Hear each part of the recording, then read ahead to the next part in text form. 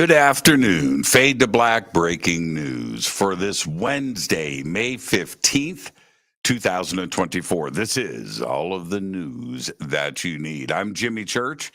All right, we got a great week on Fade to Black. On Monday, we had JK Ultra. Last night, JP Hague, who got cut off by the man at the end of the show. Tonight, it's the Leo King. David Palmer is with us. It is a full-on Leo King evening tonight on Fade to Black. And then tomorrow night, Glynis McCants is with us. We're going to be doing numerology tomorrow night with Glynis and wrapping up the week. And now, coming up very quickly, I have a bunch of stuff going on. First up, a Contact in the Desert.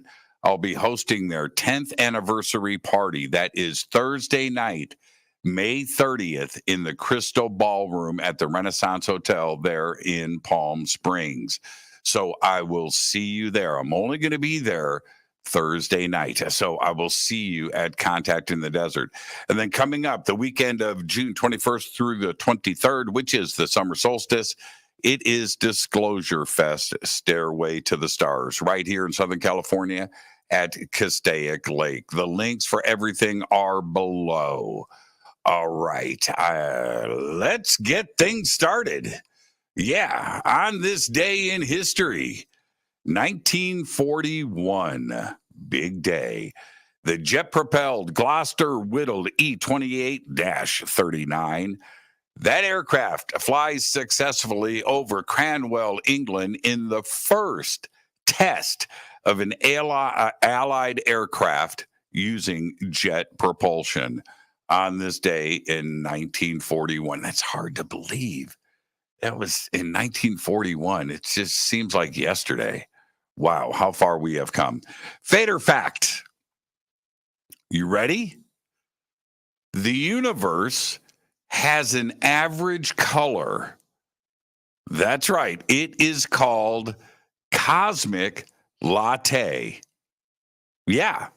The light coming from galaxies averages into a beige color that is close to white. And that is your fader fact. Cosmic latte. Who knew? Now you do. Let's get to the breaking news. Auction house Christie's has been hit by a cyber attack. Attempts to sell art and other high-value items worth an estimated $840 million are being hampered. Lots ranging from a Vincent van Gogh painting valued at $35 million, a collection of rare watches from Formula One star Michael Schumacher, and everything has been delayed. Would-be buyers are unable to view them on its website because it has been taken offline. Christie says that it has been targeted in a technology security incident that began last week. Wow. Check this out. Big news. The idea of a warp drive, right, outside of Star Trek and science fiction circles, first popped up in the 1990s, originated by physicist Miguel Alcubierre. We talk about it all the time here on Fade to Black. The early theoretical designs relied on exotic physics like negative energy, which has never been observed in the real world. But a new study published in the journal Classical and Quantum Gravity, ready, details a concept that doesn't rely on physics breaking theories. It's a warp drive that theoretically operates within the known bounds of physics. According to the team, this new concept uses a sophisticated blend of traditional and novel gravitational techniques to create a warp bubble that can transport objects at high speeds within the bounds of known physics. It is known as the constant velocity subliminal warp drive, and the technique matches previous theoretical solutions and stays within the known realm of physics. This is a big deal. Now, it's going to take a lot of energy to do this thing, and just because it's in the boundaries doesn't mean it's going to be built tomorrow. All you have to do is put the idea out there. Looks like we've got us a warp drive. An international team led by researchers from the Exotic Laboratory of the University of Liège, in collaboration with MIT and Astrophysics Institute and, are you ready? Andalusia, has just discovered WASP 193b, an extraordinarily low-density giant planet orbiting a distant sun-like star.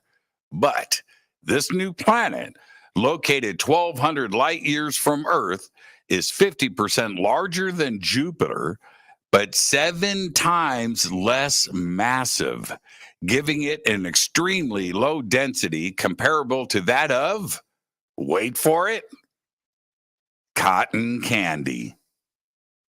Yeah. A massive sunspot on the sun's surface just left us another parting gift. Just as it rotates out of sight from our perspective here on Earth, the sunspot, designated AR3664, has been crackling with solar flares for days. On May 10th, it erupted with an X 5.8 class flare. Within the past 12 hours, a trio of X class flares erupted from the sun, measuring at 1.7, 1.3, and a whopping, are you ready? 8.7. An X 8.7 class flare, the largest solar flare of the current 11-year solar cycle. As long as AR3664 continues to fire off flares in the days to come, we could see this lead to a polar cap absorption event, which we experienced back in July of 2023. These events can affect radio communications for aircraft traveling over the poles. An asteroid flew very close to Earth yesterday, with just 2 days after it was discovered by astronomers. That's right. Asteroid 2024 JN16 is less than 15 feet wide, about the size of a car. It did not hit Earth, but check this. It came within 11,000 miles of our planet's surface at 5:30 a.m. Eastern Time yesterday, according to the Virtual Telescope Project.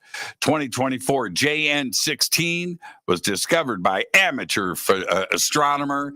This guy is doing the work that no astronomers can pull off, the professionals. That's right.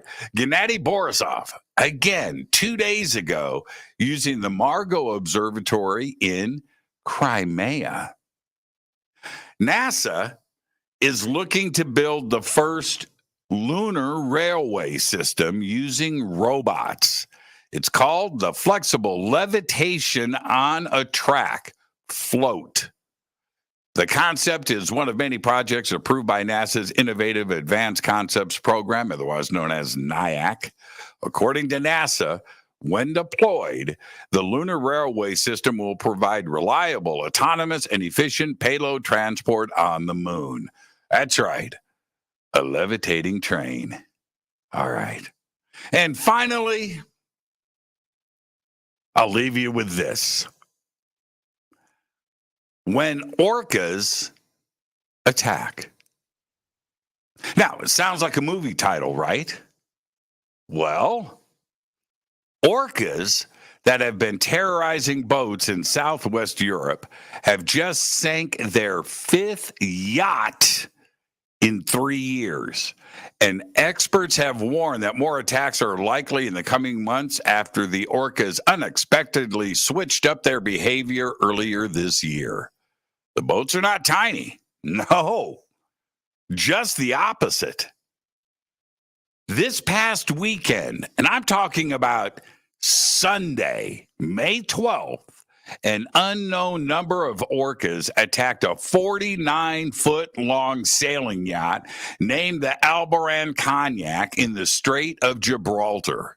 Now, let me repeat that.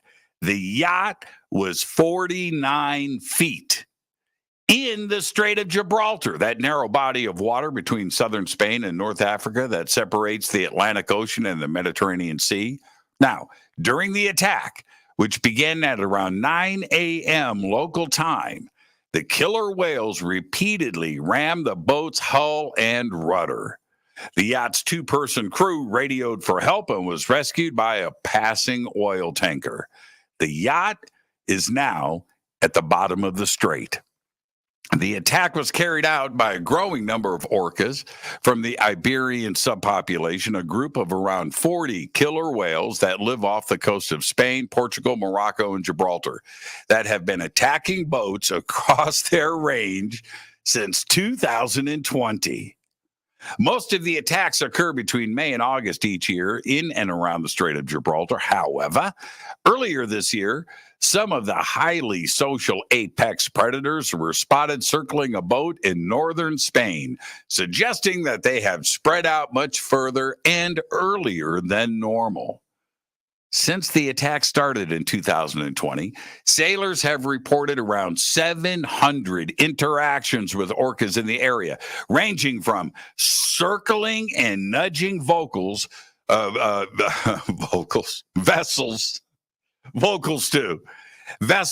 to ramming, ripping apart, and sinking boats. During attacks, the orca's most common tactic is to damage or rip off the vessel's rudder. That's right, and that makes the boat impossible to steer. Orcas are smart, right? Think about that. They've got a tactic. They've got a method of operation. Then, with the boat dead in the water, they finish what they started. Wow. Seriously. There's all the Fade to Black breaking news that you need for this Wednesday, May 15th, 2024. Fade to Black breaking news is produced by Renee Neumann. I'm Jimmy Church. I want to remind everybody tonight on Fade to Black, the one and only David Palmer. That's right. The Leo King is with us. It is a full Leo King evening on F2B. I'll see you tonight. Until then, all I've got is go Beckley Tappy.